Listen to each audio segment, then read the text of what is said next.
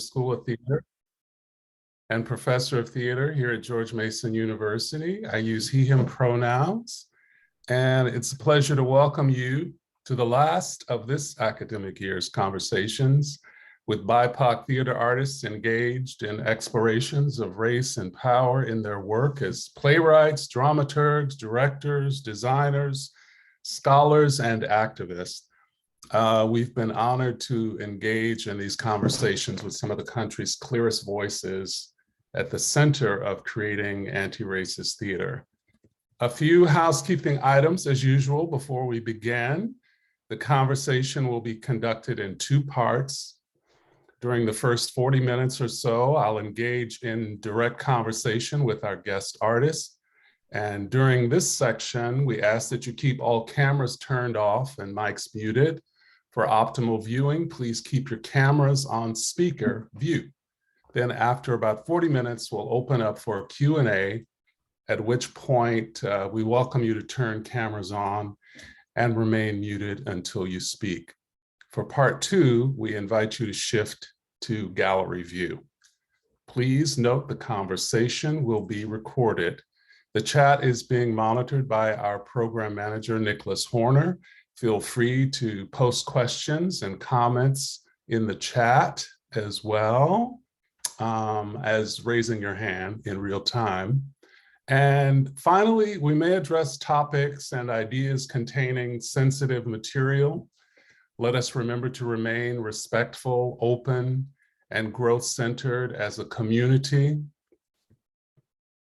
And at the place George Mason University occupies, we give greetings and thanksgiving to these Potomac River life sources, the Manahoic ancestors, the Rappahannock, Pamunkey, Mattaponi, Upper Mattaponi, Chickahominy, Eastern Chickahominy, Nansmoon, Manakan, Potawatomi, Nottoway, past, present, and future, and to the Piscataway tribes who have lived on both sides of the river from time immemorial. I invite you to acknowledge the indigenous stewards of the land wherever you are by writing their names in the chat. Today's guest artist, Luis Alfaro, is a Chicano playwright born and raised in the Pico Union District of downtown Los Angeles.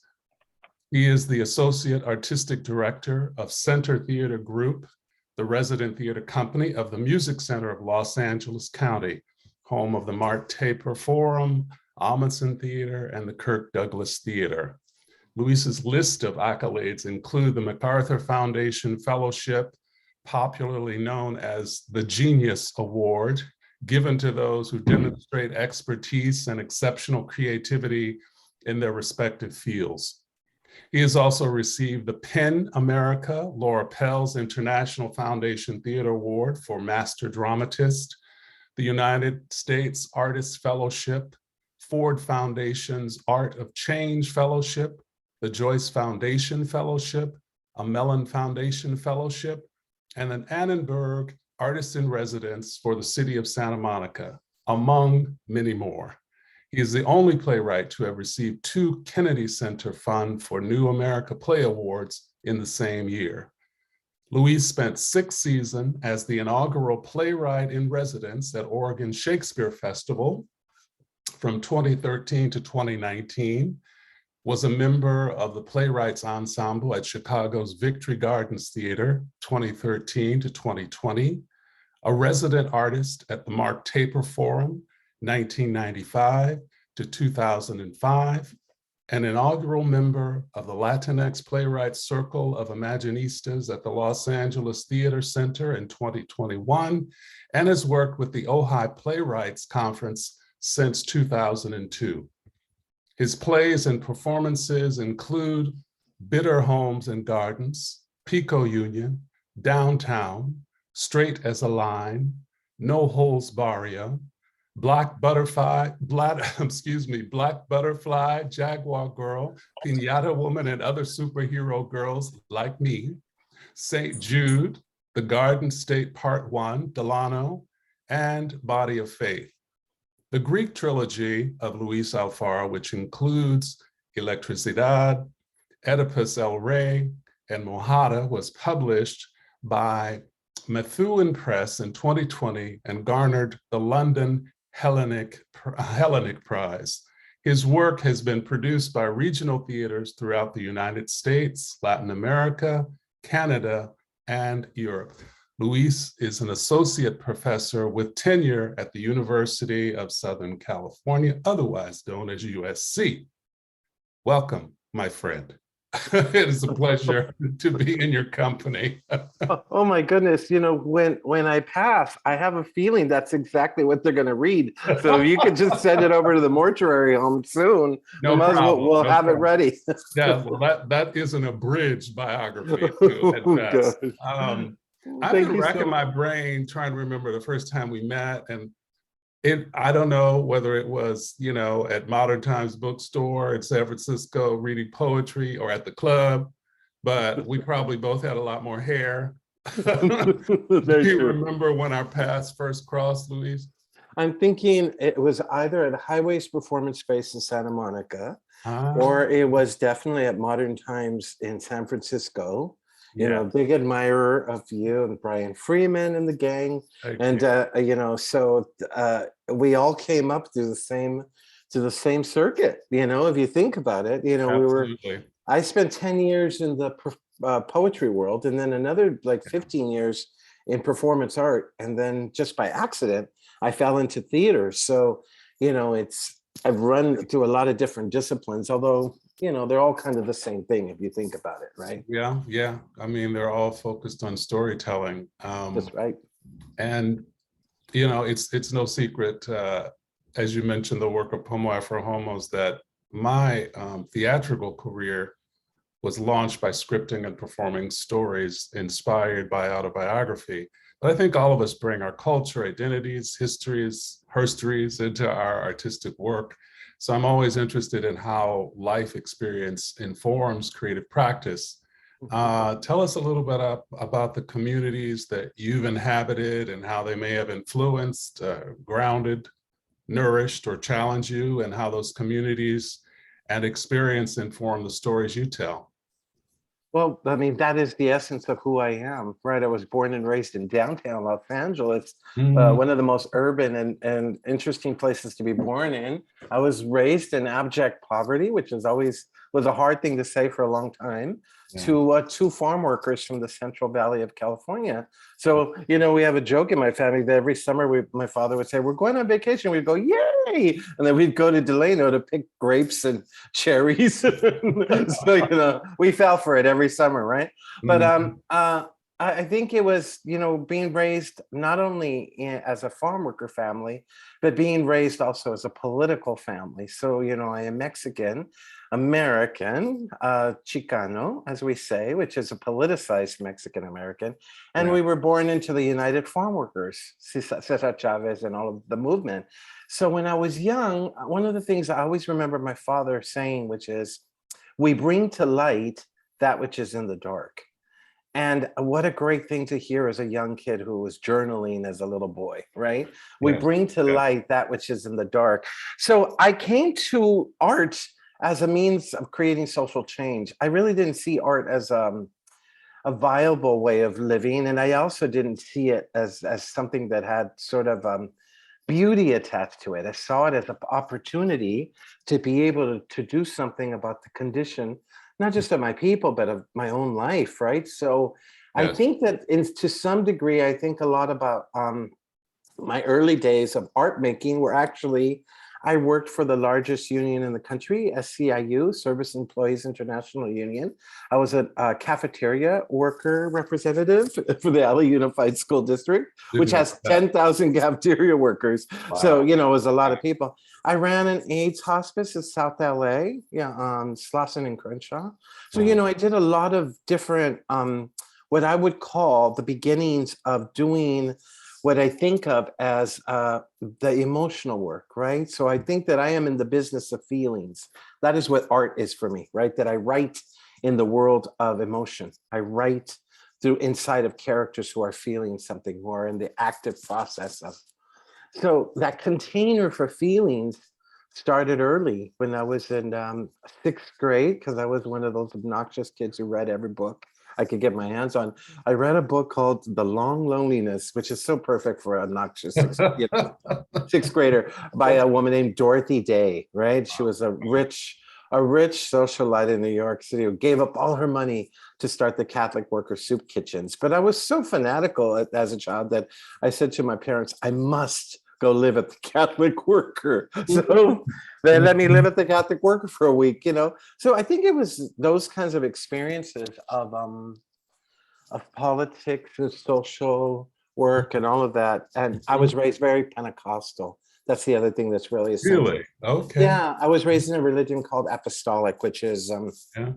a sect religion, right? So Yeah. service was the really the thing that I took from religion, service work, right? And I still do it. And because ritual also gets interwoven into your work quite often, right? And an examination absolutely of faith and spirituality, all of that is in there. Makes perfect sense. Yeah, and faith is if faith and spirit and religion and ritual are all tied to this, for me, to this idea of how we change, you know. And so I love that theater is all about change. It's change in the way we do it, but it's also that a character starts here and goes here, and somewhere tonight in this play you will change, right? So I love that when I reduce it to those simple concepts, I believe very much that catharsis, right? Change is also catharsis. We start to think about those real essential elements of what makes great art, right? Yeah. So you know, so I started young, and I started in a different world, but maybe not really a different world. The politics and social work and religion are actually theater, right? There we go. Wow. So not surprisingly, I mean, like institutions of higher learning everywhere, George Mason University is in the throes of difficult but necessary conversations about diversity, equity, and inclusion. This guest artist series actually grew out of a graduate course, Dramatic Theory and Criticism, Unpacking Race and Power in Contemporary American Theater. And that curriculum was designed as a departure from the traditional approach to dramatic theory that centers European discourse and modes of making, sought to develop more awareness of the ways in which underrepresentation of marginalized voices persist in the American theater. And I also wanted students to become more familiar with artists and scholars of color engaged in conversations for radical change and racial justice, to cultivate more comfort and proficiency when talking about race, power, and privilege, and ultimately to identify and articulate their own aesthetics, processes, and practices as theater makers. So that course was just one of many initiatives, of course, in the School of Theater aimed at decolonizing syllabi, unpacking implicit bias, race, power, privilege on our stages and in our classrooms. It seems fair to say that you've been creating anti-racist theater all along. Would you say that's accurate? Or? Yes, I mean, it's what I do now, right? It's every job I have now. I came to the university because, quite frankly, I grew up in the neighborhood where USC is at, right? And USC is I think the single largest moneymaker for the entire city of Los Angeles. It's an $8 billion. It's an $8 billion university. It sits in South LA. It's its largest economic resource. But it's 65,000 people on campus, and I belong to the 2% Latino faculty, tenured faculty, which is not okay. But if you want to hear something even weirder, there is only 1% Black faculty in a primarily Black neighborhood. So something is really, really problematic and wrong. The system is well, I use the word corroded, right? The system is really in a real problem. So one of the things that I did was just, I thought, I got to get myself in the door. And once I get in the door, I love teaching and I love the spirituality of teaching. I love being in the room because I can make a difference. but I really, really love being on those committees, right? I really love being on those job searches, right? Because Yes, that's where you can yes. really make a difference. And the same thing happened just recently. I've been appointed to this associate artistic director, which is the largest regional theater in the Western United States. Huge, 3 theaters, and Hmm. it's gigantic. And all I did was I wrote a letter to the artistic director, and I said, listen, it's not okay to be in the county of Los Angeles, Here we 10 million people who speak over 224 different languages, not to mention the dialects. I belong to the majority population, 49% Latino, but we are nowhere to be seen in the leadership of the American theater in the Western United States. That's a problem. So how do we change that? And he Yeah. said, well, come and talk to me and bring a proposal. So of course, I like to be proactive that way. And I brought a 6-point proposal of how we could change it. And that day he said, well, I'll give you a job if you want it. And I said, well, I have a full-time job, but let me see if I could take a sabbatical over there for a year. And let me come in here and let me see how I can help you diversify the largest regional theater in the Western United States. Now, that sounds really heroic and really lovely, but it's also really problematic, right? It's problematic that that has not been done, and that some arrogant guy named raise his hand and say, "Hey, this is yeah." the name Luis Alfaro comes in, right? How has that work been going? Are you in the middle of that year right now, or? Yeah, so I just started. I'm in my I think I'm in my 8th month. And what happened is the first thing I did is I walked in, and you do a kind of assessment, although my assessment from the outside was pretty spot on in terms of what was going on the inside. And so I took over the heart and soul of the company, which for me was the writers group that had been there for 20 something years. There we go. I expanded it from 5 writers to 10 writers, all women. Yes, yes. 90% women of color. And rather than dictate as to what you could write as a writer, I simply said to a really interesting group of artists, all from Los Angeles, what is the story that we need to tell today? Mm-hmm. What is the story that we need to tell about Los Angeles today? So now we've got this amazing group of work that's in the pipeline, right? Yeah. And then you start to look at things like commissions. Who do we commission in the American theater? Right. Who do we, so how does the company express itself in its leadership? Yeah. So the leadership of the company is, I think, 27 different employees out of 300 that are considered leadership team. And I'm the only person of color. So we must change that. We must change it quickly. So the only way you can have that conversation is to initiate the change and to activate everybody to want to change, because it's no fun if you're telling people to change. It's fun to inspire us to think about a world that is going to expand our beautiful and wonderful knowledge of who we are. Yes, yes. Speaking of, that's wonderful, and I'm so glad that you're there. As I was sharing to you earlier, that's my hometown too, so very important. Body of faith. One thing I love about this play is that you put everyone's story into everyone's mouth, like throughout the entire piece. So you see a young Black man portray a 62-year-old white woman, and by the end of the play, you've completely bought into the convention.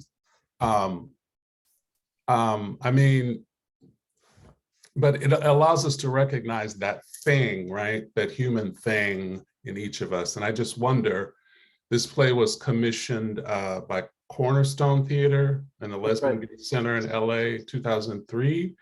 But you spoke about a recent production during which you had to make some adjustments. And I wonder if you could talk about how the culture has shifted and your experience of remounting the work. Sure. Yeah, I got invited by Cornerstone to do, they're doing a whole series of plays around issues of faith, different communities of faith. And they invited me to explore the LGBTQ plus community of faith, right? And I thought, oh, this is interesting. So I started to just, create a series of invitations to listening circles. So that's the way I start. Hey, come join me. I have some food. Let's break some bread. And let's just get to meet each other. And the first group of people were lesbian nuns. And then it was gay Right. priests and, trans Buddhist people. It just kind of kept sort of unfolding, right? And then all of that got very exciting because then what I did was I wrote.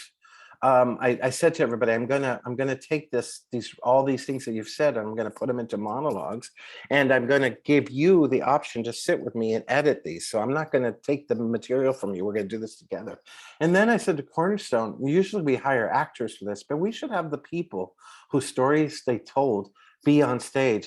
And they were like, well, they're not actors. It's going to be a little bit intense. And then I said, well, here's the deal. I have an idea that no one should tell their own story. We're going to look for the larger humanity here.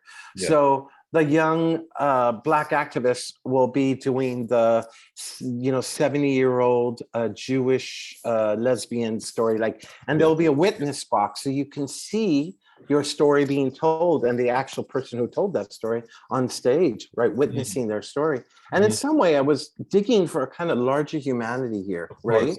Yeah. How can we tell each other's stories and recognize in each other our own deep humanity and our larger community desires, right?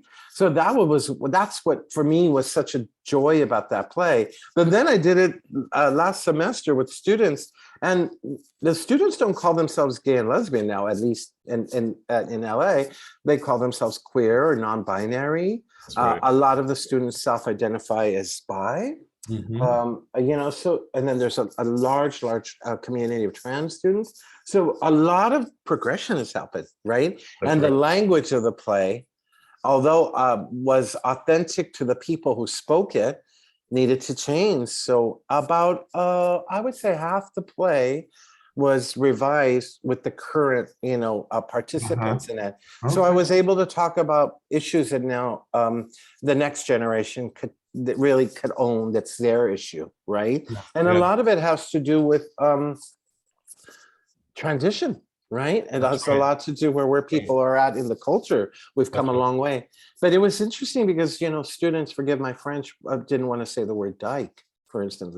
But a lot of 70s, activists love that word and use that word. I was going to say it, swear by that word, and very proud of the word. So an empowerment word, right? Yes, very different, very different. Yeah. So that was interesting to hear the students say, we don't use that word and we don't want to use that word. I'm triggered by that word. And so I said, okay, well, let's figure out what the new language is. So a lot of what I was doing was, working with really young people, and young, I mean 19, 20 years old, to talk about what the new language was, but not give up entirely what that last generation did for us, because it's important to see ourselves in the historical spectrum, to see ourselves generationally, to understand that we all belong to a long ancient thread. And that the students would talk about they would say, well, our generation is the first generation to have to deal with these issues straight on. And I would say, oh my goodness, okay, so I came of age like you during the HIV/AIDS crisis, where we really became organizers, we became political people, we became protesters, And then, so one of the students said to me, have you ever been arrested? I was like, well, yeah, I have 16 arrests for civil disobedience, right? Because that's my history. That is my history of organizing. But it was funny. The students would look at you and go, "Oh, okay." So there was a political movement before mine. Yes, but I love that. Right? That's what we get to do intergenerationally. We get to inform each other that we are all part of the same thread. But also, there was a story before you, and there will be a story after you. Right. Well, it sounds like you've devised the piece a couple times now, at least. You know. And it's, I love that the piece is malleable enough, right, to integrate new language, new experiences, new culture. I'm teaching the play right now in my playwriting course, actually. So I see some of them on this call. So I love it. Yes, we haven't had a chance to discuss it yet in the classroom, so it'll be interesting. So Luis, you've been involved in academia a while now, in addition to your professional artistic endeavors. And I'm wondering if you had to offer one strategy for decolonizing the way we make, discuss, frame contemporary American theater, what would that be? Well, I think you mentioned it earlier, and I think it's right on. We must look at the syllabus. We must look at the curriculum, right? So, Yeah. I have these wonderful, wonderful colleagues who've been at the university for 30, 40 years, and I value them immensely, but sometimes we get into a fight whether we're going to do, a Miller or a Susan Laurie Parks play, right? So Yeah. it's this kind of conversation. And I think one of the joys, like I said at the Music Center, where I installed myself onto, taking over the writers group, what I've done at the university is I'm part of the new play committee, which chooses the plays for the season. It's not exactly what I like to do, but one of the great conversations you can have there is say, why don't we do a play, like for instance, an Arthur Miller play, and then let's look at the contemporary equivalent by a person of color that is having a conversation with that play, right? Can we do a season of that kind of work? And what's been super, super enjoyable is last season, for instance, we did Larry Kramer's beautiful piece, and it's escaping me right now. The Normal Heart. The Normal Heart, right? Yeah, And yes. looking at the normal heart in a conversation with something like a very contemporary work of students Yes. was a beautiful, beautiful way. But also, I love looking at the classics. The classics, give us an opportunity to see ourselves in history, and then to look at something, modern equivalent. And, I'm thinking of the work of like Ji-hae Park, for instance, the Korean writer, who is extraordinary, who is doing a lot of adaptation. Brendan Jacobs, who is looking at classic work and remodernizing it for new American audiences. So, that's kind of the cool conversation where you can look at curriculum, you can look at the season you're putting on, you can look at all of that. I happened to, by accident, take over a class because somebody taken ill, and they said, could you come in? And it's that kind of serving course of New American Theater. And I just basically, because I walked in at the last minute to take over it, I just made a syllabi of all contemporary plays by the generation of students who were reading it. So really young plays, right? All people of color. So, I had like one student in a class of 120 who said, I don't know what, something doesn't ring right to me. And I said, well, go through the experience and see if there's going to be something you're missing. But I have a feeling you're not going to miss anything. And in fact, minds are going to get blown, right? We're going to catharsis, yes. We're going to expand our thinking this semester to wondering what is actually the American theater right now, right? So the American regional theater tells us something, but when you're in the trenches, as I am, for instance, in new play development, I'm looking at this work and thinking, how do I get this work to young people? Because I think young people will understand what this work means to the culture, right? Yeah, and you've been involved in adaptation, of course, yourself with the Greek, Electricity God, Oedipus El Rey. What has drawn you to the Greeks in particular in that way? Well, it's twofold. One is that, I'm always thinking about the community I come from. Yeah. How do I get my people to join the world?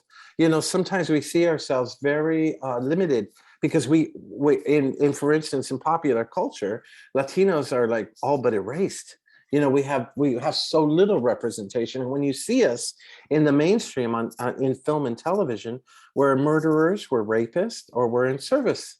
Right? We're the housekeeper, right? And so how do I create a body of work that celebrates us, also challenges the issues that are very much essential for our conversation? And then the other side of it is, I am a world artist. I consider myself a citizen artist, right? Yeah. So when I was a poet, one of the things I loved was, I never thought I was going to leave my neighborhood in downtown ever. Right. I was raised in a kind of poverty and never had money. And I never thought of going out to see the world. And then you go on these poetry tours and you sleep on 1 million floors across America and you see a country that is so vibrant and beautiful and extraordinary. And you start to realize that your story is the story of New Mexico. Your story is the story of Chicago, right? Your story is the story of Connecticut. So then you start to see yourself in the world. By the time I got to performance art, I started to go to Europe and Latin America and Canada. Oh my goodness. Okay. And probably one of the best successes I've had was I had a play that didn't do so great in the US, but then it ran for 2.5 years at the National Theater of Romania. And so, okay, Wow. now I see the world in very different eyes, right? So Right, right. Eastern Europe kind of gets what's going on for Mexican Americans, right? So in a way, you start to see how that all of that works. So how do we keep expanding and accepting that we are all world citizens? We Love it. belong to a larger humanity. Mhm. When I was in Chicago, for instance, and working on Oedipus, people would say, "Well, you know those people over there," and I'd say, "You mean the north and south side of Chicago, which is very, very separated, right? Around race and class and everything."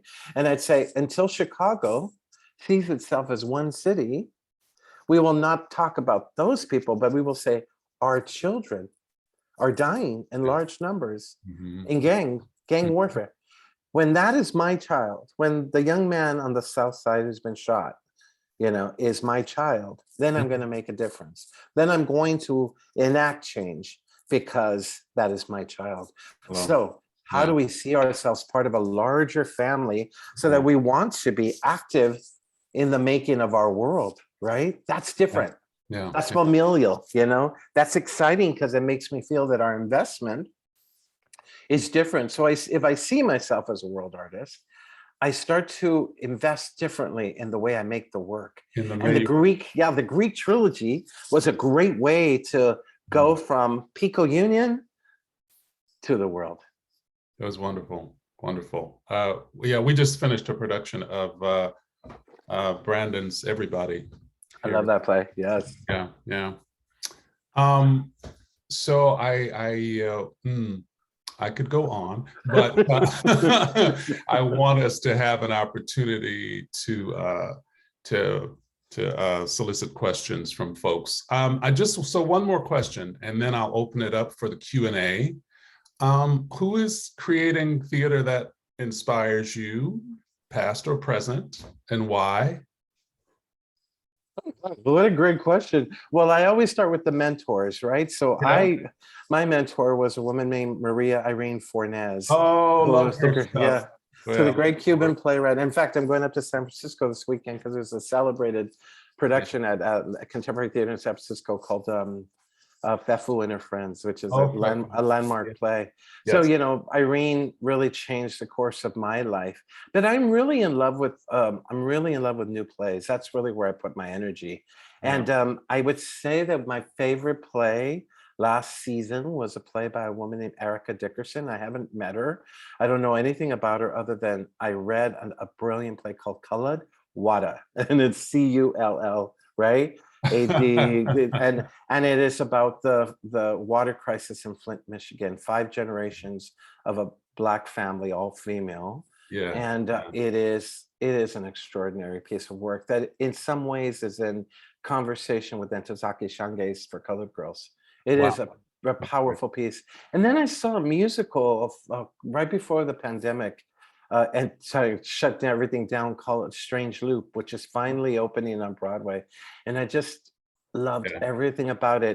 Talk about a Like, musical, a non-traditional musical with the best melodies in music, right? yeah. So this guy, Michael Jackson, not the original Michael Michael Jackson, Michael R. Jackson, R. Jackson. Yes. yeah, he's done a beautiful job of, Yes. he's really came out of the cabaret scene.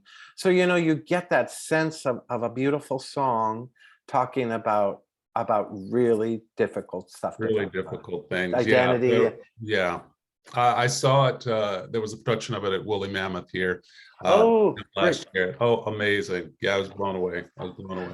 Yeah, Yeah. so I kind of get drawn to work that I think speaks to, there's a young artist, not so young, but youngish, named Christina Wong. And she did a play called Sweatshop Overlord, about the COVID crisis. And Yes. and she got all these people to make masks, over 450,000 masks for the health industry, the medical industry, at the high moment of COVID, when people needed masks. And I just find that inspiring, and that she is able to tell her story that way. It's so exciting. And so there's a lot of work like that, a lot of work Yeah. that Yeah. there's a writer named Larissa Fast Horse in the Native American community that I have great hopes for, and keeps writing very interesting satiric work about what it means to be Native in this country. And, so I'm drawn to, I'm really right now, I think there's an amazing movement of Asian American female writing, Kimberly, Yeah. G. Park, a Sam Chance. Oh my goodness, you could just go through. There's so much amazing play, and the plays are really startling. They're funny. They're ironic.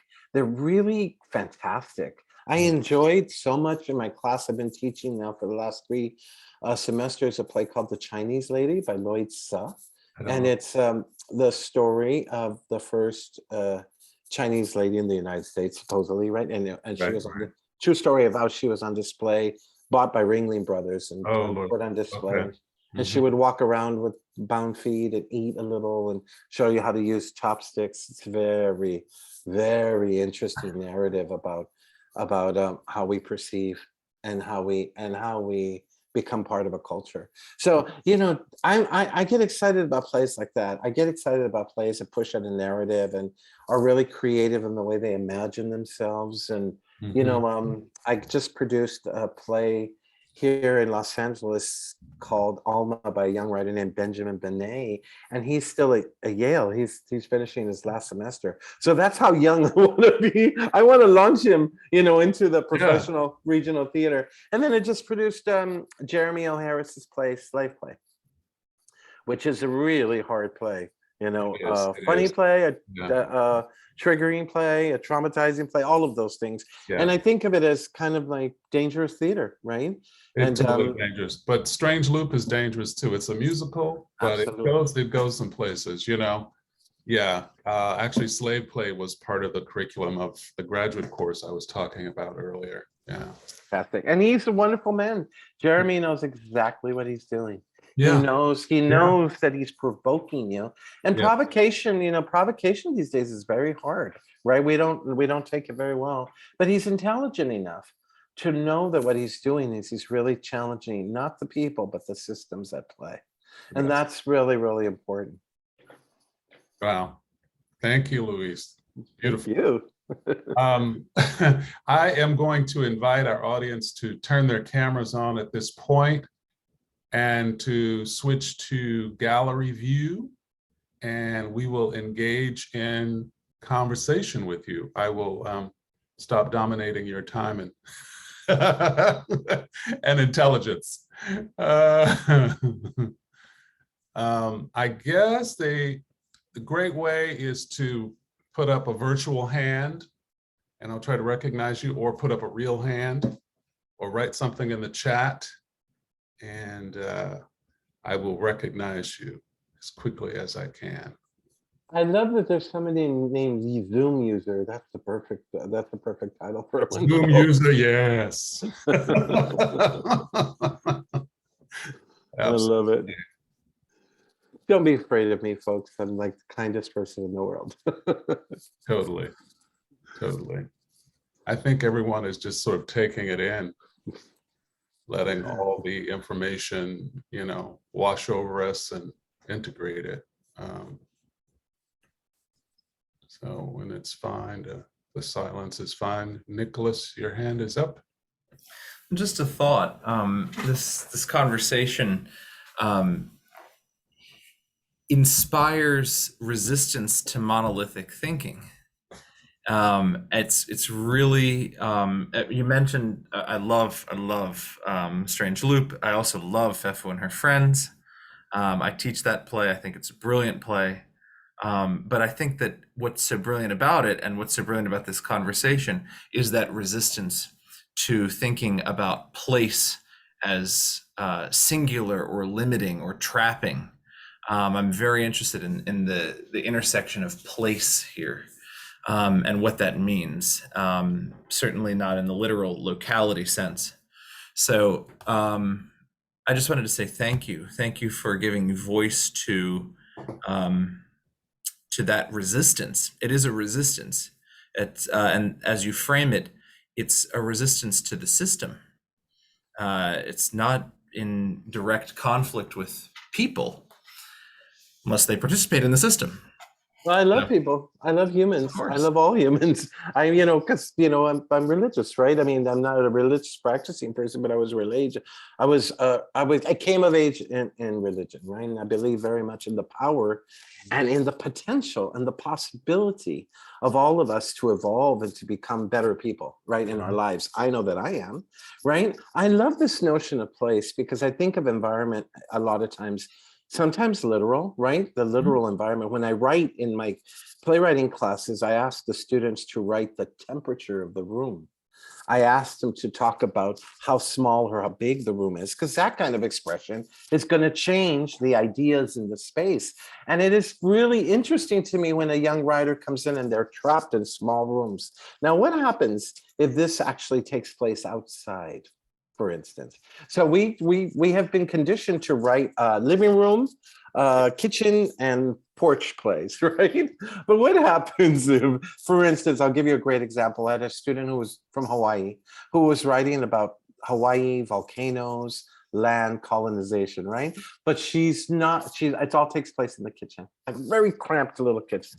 And I said, what if all of this takes place in front of the volcano outside, where the father farms his coffee? The conversation went from, now we can really talk about the big stuff, the big idea, right? So place as a kind of concept environment, right, starts to change, because now you're not talking about my dad is holding me back. No, what happened to our state?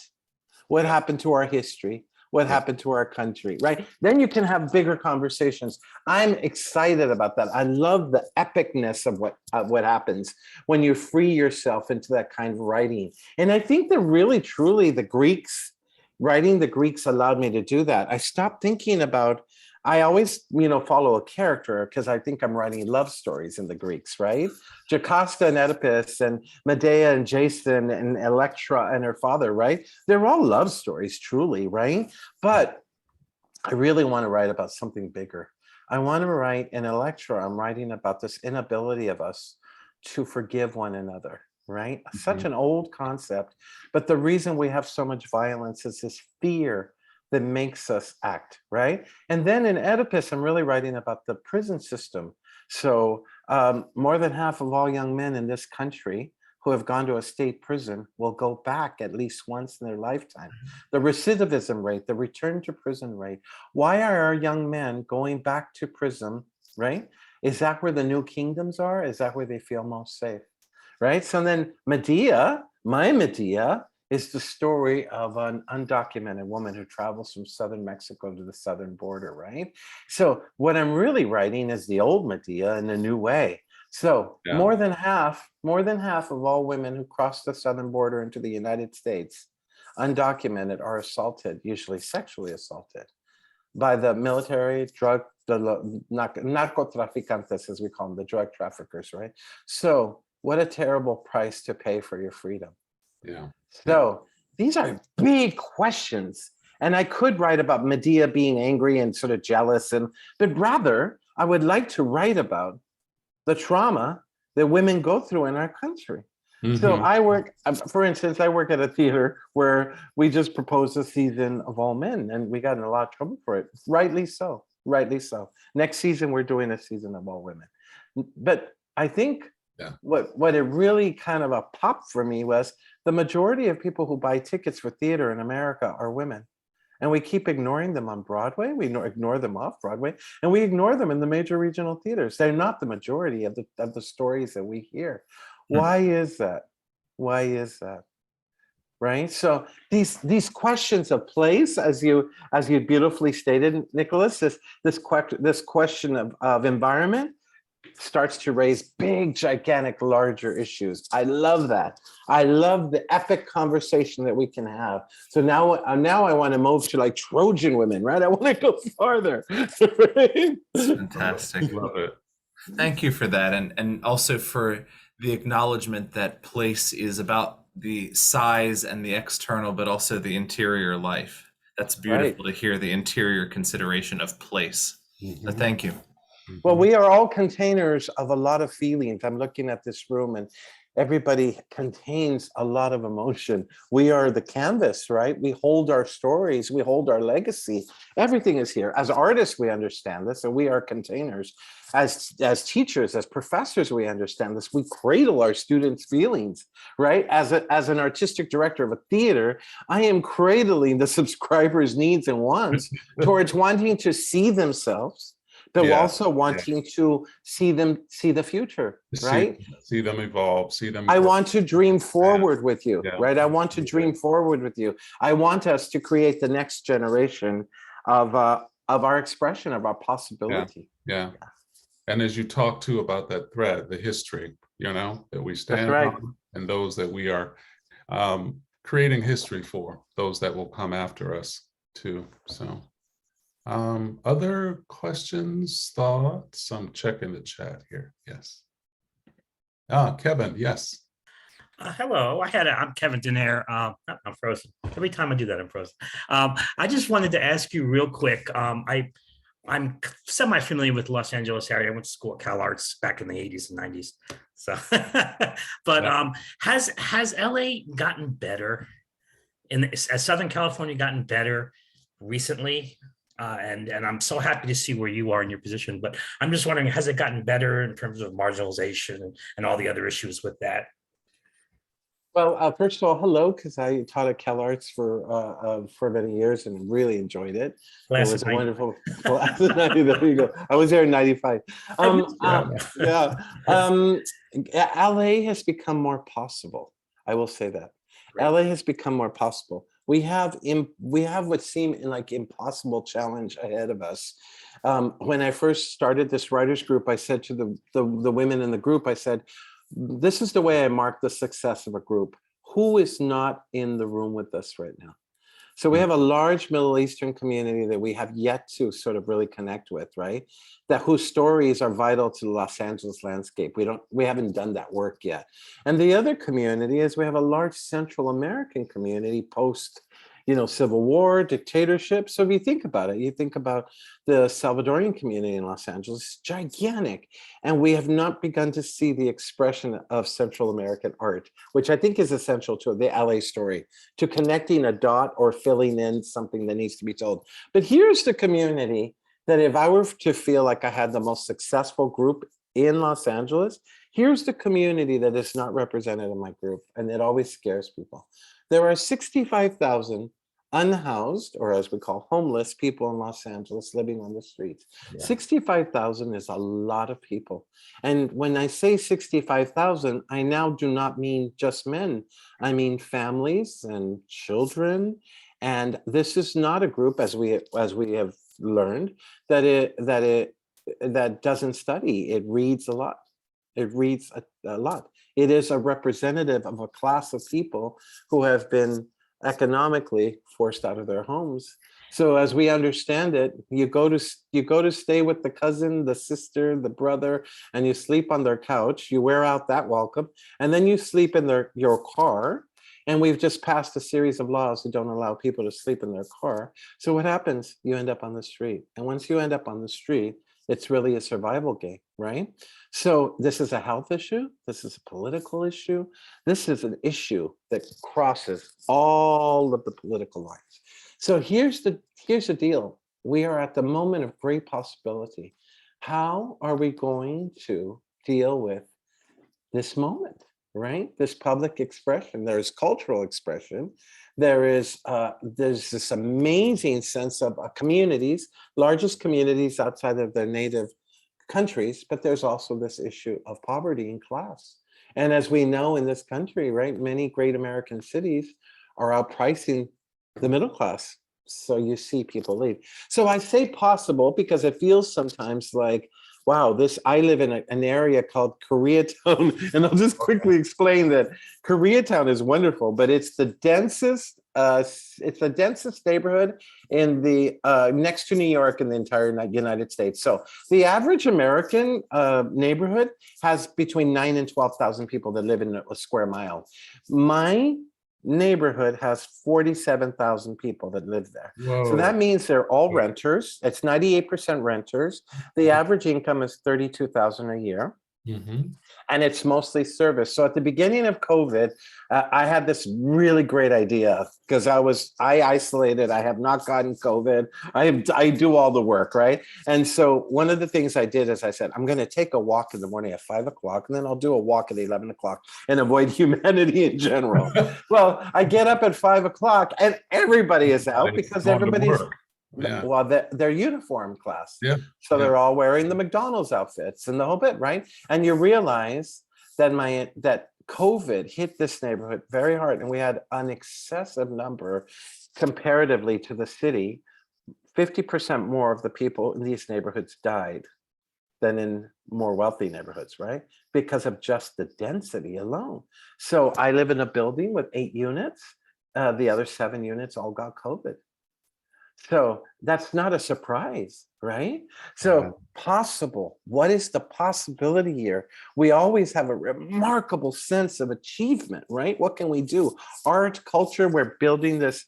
Our museum, our flagship museum is now extending across the street. It's doing all this stuff, right? We have so much culture represented here. But in essence, if we can't take care of our people, we have a problem, right? So I think the first thing that people notice when they come now is the tent cities, because they're under freeways, they're under, they're in all the places where people can eke out a kind of place to sleep, right? So yeah, if we don't deal head on, which is not really about homeless people, you know what it's about? It's about the price of housing in LA, right?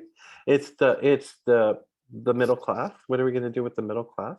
You can only run out to the suburbs, and the suburbs keep growing, right? So I have a colleague who gets on the train for 2.5 hours. I have a colleague who drives in for 3 hours and talks about the joy of books on tape. Well, you can do that for a semester, but do you want to be doing that for the rest of your life? I don't think so. So we have to deal with that. So it's a civic issue. It's part of the civic life of the city, and we must deal with it. So yes, I love Los Angeles. It's always we're the Pacific Rim. I say we're on the western edge. We are we're at the end of the world. So like, if I kind of see a bunch of people sliding into LA, all the great writers, right? I think of Chandler, I think of Fonte, I think Carrie McWilliams, I think of all those writers who write about Los Angeles with such romance, Joan Didion, all of them. But I do think that in some ways, we must deal with the issue of class. So race, gender, they're all in. You can't just deal with one, right? If you're going to talk about race, you also have to talk about class. You also have to talk about gender, right? You also have to talk about the economy in a real way.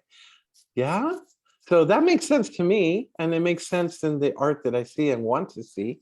And how do you get your civic leadership to invest in that way? So I spend a lot of time writing those letters, like I did to the artistic director of my theater, to say, "Hi, Mayor, what are you going to do about this?" Right? And I need to talk to you. And I'm just some guy. Look, it's 24/7 midnight over here. But I'm just some guy who just writes those letters and says, we have to deal with this. We have to talk about it. Yeah. I hope that helps. Thank you so much. Thank you for that. I have a question in the chat, which maybe you want to respond to. I love that question. The question of disability in this country. Yeah, because COVID is a question around disability, right? So, every time I walk into a Target and some fool says to me, you don't have to wear your mask. I said, I'm not wearing the mask for me. I'm wearing the mask for you. I'm wearing the mask for everybody else in our community who doesn't get the pleasure or the privilege of having or sharing the same kind of help that we might have. So I was part of a group at the Taper many years ago that was called Other Voices, Artists with Disabilities, right? That was completely defunded, and really unfortunate, really unfortunate, because one of the things that I think was essential was things like ramps, things like lights, things like sound. And we see that the best film this year at the Oscars was Coda, right? Around a deaf culture and the deaf community. And yet in this health crisis, we've all but ignored disability, right? So how we also have a generation that's aging into the healthcare system, and a healthcare system that doesn't know what to do with so many Americans who are suffering just the natural evolution of our bodies. So how do we become radicals? I know that's a scary word, but how do we become radicals in our own advocacy for things like, I just got back from a month and a half in Chicago. I'm exhausted, where I interviewed doctors, nurses, medical students, caseworkers, and community health activists on the issue of mental health. So I had this idea that we were going to talk about what patients are going through, and guess what happened? We just focused, the doctors started talking about themselves, how they're medicated, how they're suffering anxiety, how they're suffering depression.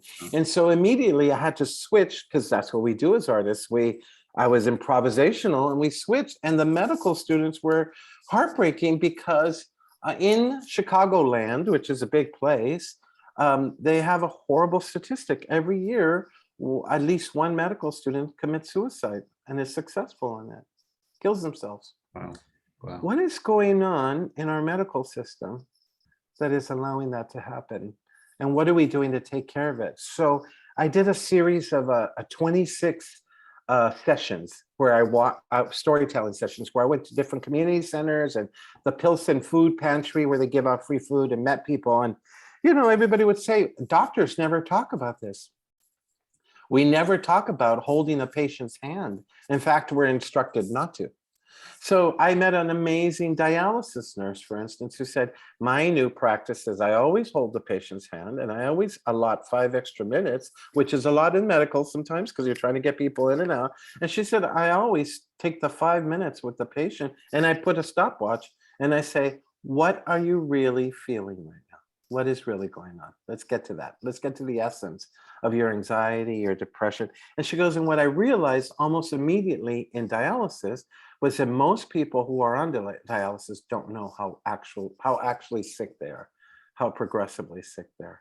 So this is a problem, right? So everything was about systems, right? And it was to meet hospital administrators, to meet extraordinary people. I did not meet one person who wasn't a superhero in this process, right? Amazing, extraordinary. The healers need healing.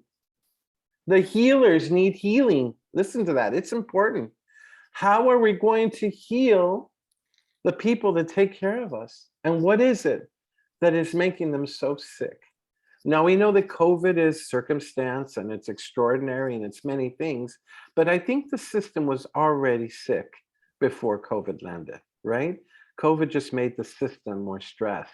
So when you listen to medical students say, I'm looking at very specific medical services like physical therapy, things like that, it's just that they don't want to be in an emergency room. They'd rather be in a less stressful situation. Somebody's got to be in the emergency room. So how do we create the kind of spiritual healer that when you show up, not that many of us want to, that when you show up in the emergency room, somebody says, hello, let me hold your hand and let me walk you through this experience, because this is a very human experience that we're all going to have together. Death is the norm. Life is the miracle. Death is the norm. We're all going to do it. We're all going to go through it. I'm sorry to have to tell you if you don't know that. Life is the miracle. What is the quality of life that you want to have and live while we are in this moment? And I only know that because I lost my father. And when I lost my father, I joined a club of empathy and compassion. And I am a different person. There was a different Luis Alfaro before my father died. And now there is a very different Luis Alfaro post. And that person wants to take care of the world. Right? Through whatever means I can as an artist. And I do it through art. Yeah. Thank you for that, Luis. And just to piggyback on that Zoom user's question, I think that we produce the work of BIPOC disabled artists, as this question asks about. And that's one way that we just have to change the awareness that, okay, as you said, which story is missing in the room, right? If we're continually asking ourselves that question, then I think we can attend to the work that we do very differently. And not to forget that there is a long history and legacy of disabled artwork in this country. I sat alongside for years before my dear friend John Beluso left this planet, but he commissioned an incredible amount of art work around disability that was very important and continues to be important, right? Lynn Manning, I mean, you can read the names. The work is extraordinary. Right. And we need to not only celebrate it, but continue it, because it is an examination of our own self as humans, our own understanding that we are all members of the disability community in one way or another. Is that not what I learned in Chicago? I learned in Chicago that all those people in the medical industry are very, very human, very fragile, and they all are, to some degree, disabled. Thank you. Onawumi. Oh, you're muted, dear. Unmute yourself. I would thank you. Thank you, Jola. Thank you, Luis. Thank you, George Mason. Oh my goodness. Here I will say this. And these are the words of Dr. Martin Luther King from his 1964 Nobel Prize. We have inherited a large house, a great world house in which we have to live together, Black and white, Easterner and Westerner, Gentile, Jew, Catholic and Protestant, Muslim and Hindu, a family unduly separated in ideas, culture, and interest, who, because we can never live apart, must learn somehow to live with each other in peace. And then Thich Nhat Hanh follows with how you can live in peace. And I won't go through the entire poem, but Thich Nhat Hanh is worth reading. Peace is not the absence of conflict.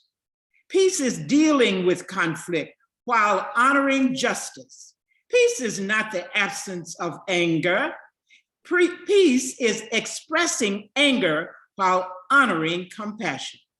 Peace is not the absence of desire. Peace is allowing for desire without the fantasy that fulfillment brings happiness. Peace is not the absence of fear. Peace is knowing how to move through fear. Peace is not the absence of self. Peace is knowing that self is absent. May I cultivate the skills to live in peace, to live with honor, to live with justice, to live with compassion, to live with desire, to live with fear, to live with self, to live with emptiness.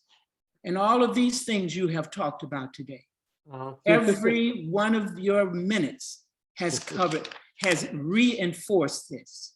What you are doing for me is acting in the role of a predecessor that leaves a legacy that, and as an ancestor, your name will never be forgotten.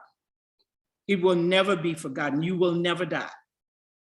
Because someone will speak of you, Luis, because of the work you've done and leaving yourself absent from it all, but also caring for yourself so you can produce it all. Thank you. Thank you so much. What a beautiful. Thank you, Jola, again. Jola, you are so brilliant and so beautiful. Thank you, Jola. Thank you, George Mason. Thank you. Thank you for my beautiful Nicholas, who makes sure that I get in. Make sure that I get in. God bless. God bless. And thank you for including me. Thank you so much. Thank you. You just provoked something, a memory that I have very quickly. Once, many years ago, when I was running a nonprofit, there was everybody was fighting in the nonprofit, and it was all men of color.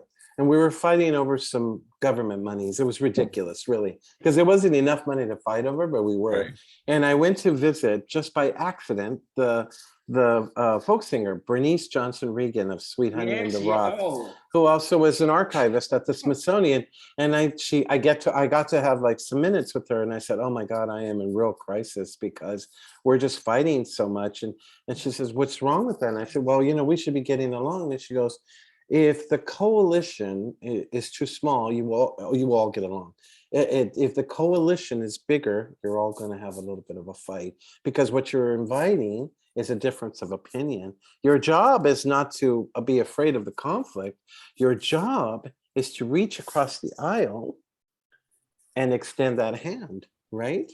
Your job is to be the ambassador, to be the diplomat, right?" It was such a great lesson to hear so young, right? To hear that and say, I should never be afraid of anybody, because everybody has the possibility to Yeah. be good, Yeah. to be powerful, to be possible, right? Yeah. And every student who kind of drives me insane, I have this very Pentecostal thing. When a student drives me insane all semester, I say, "Gosh, I just have to see the face of Jesus in that kid, because otherwise I'm going to kill them." Right? And so, I think about that a Yes, lot, because yes, my yes. job, and I tell a story about how I had a student who defied me all semester, and it was just an instinct because I've been teaching so long. But one day I looked at the student, and he got up to do the opposite of what I asked him to do. And I said to him, "Stop. This is all a diagnosis that may be wrong, but I don't think it's wrong." And I said to him, "Listen to me. I don't know why your father left you. I don't know why your father left your family, but I am not your father. I've had you for 10 sessions, and I'm going to have you for another 15. And short of my dying, I will be here for you." The tears start rolling, right? And I said, "There's no reason why you need to be against me. I'm here to create a space for your excellence, not my excellence.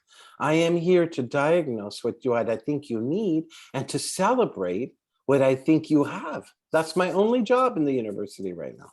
My job is not to abandon you. And I'm so sorry that you have been abandoned." And that was exactly his narrative, that his father had left. And he was going to defy every single person and deny them entry into his work and into his life and into his heart, because he only understood the leaving. So this is really, really important. When the circle is too small, we're all going to get along, but we're not going to grow. And the only thing that the theater teaches us, that art teaches us, is to change. That is it. We must change. I feel changed today just by your reading.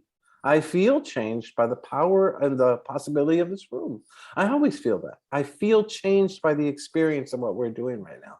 So change is the constant, right? It is the unavoidable.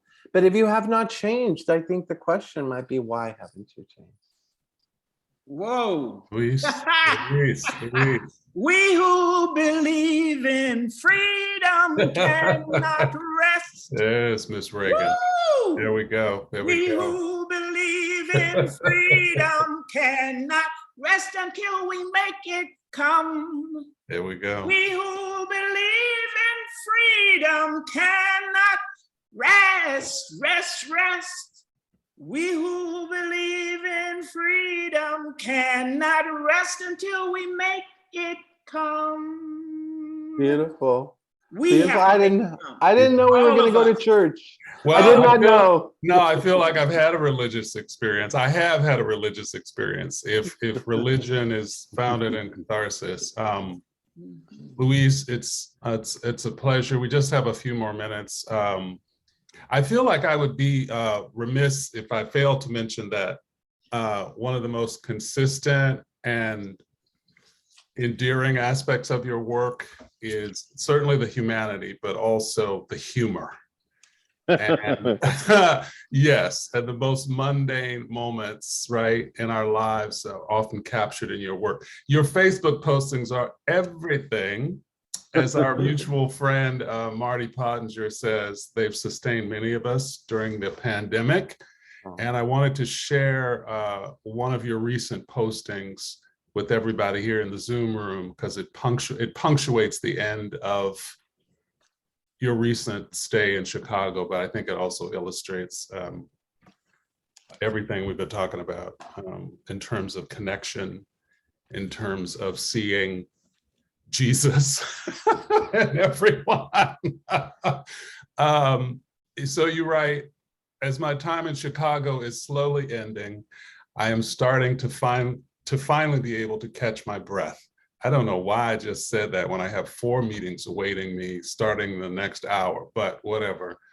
Let's enjoy each one of them. I am downstairs in the empty breakfast lounge, which I have started to use as my private office space away from my room.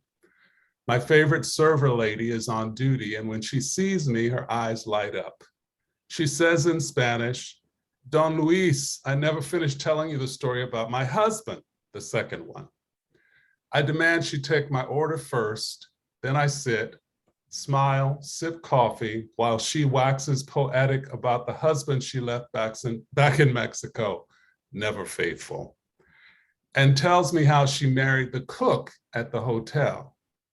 He thinks he's a chef, but he's a cook. But let him be, that's what marriage is about. Somewhere in the conversation, she tells me that he is Black and that he knows no Spanish, and she knows so little English. So the language they speak is love. I roll my eyes. She scolds me. "That's why you're single. You don't speak love." I smile and she gets up and does a little twerk. I am going to tip her so hard. I love that. I love that. Everybody is a character in a play. Oh, right? yes. Everybody in this room right now is a potential character in a play Yes. that you're going to write, right? Every Yeah. experience you have, every Uber I get into, every day, there's something about the beautiful humanity of, that's why I love Los Angeles, right? It's so full of just such diversity. But every city I go to, I've never been to a city I didn't like. And Yes. I visit a lot of cities that are going through challenge, right? So I was in Hartford, Connecticut, and Tucson, Arizona, Houston, Texas. I go to cities where there's a problem because I want to write about it. But I've never not fallen in love, in the city, because there's something about the expression of what people give you in our public life. Our public life is our romance life, right? And hopefully our best life. So it's wonderful that you're open, though, and you're paying attention to those stories. I think the possibilities exist for all of us to hear those stories, but we do have to pay attention to them. So I'm going to close by giving many thanks to George Mason School of Theater, Mason Players, Players for Change, Friends of Theater for their support in publicizing this event and attending it. A special shout out to Nicholas Horner, of course, for working behind the scenes to keep us all on track. And our intention is to post all of this year's discussions with Tlok Rivas, Omi Oshun, Joni L. Jones, Julia Cho, Che Yu, Nicole Salter, Mary Catherine Nagel, and last but not least, Luis Alfaro on our website. Stay tuned. That is a work in progress. We also plan to return with more discussions centered around aspects of diversity, perhaps through the lens and experience of those in the LGBTQ plus community. But eternal thanks to this amazing, prolific artist, scholar, man for being with us today. It was beyond a pleasure. And thank you all for attending. Be well, be safe, and whenever possible, be joyous. Till next time. Thank you. Bye, my friends. Bye.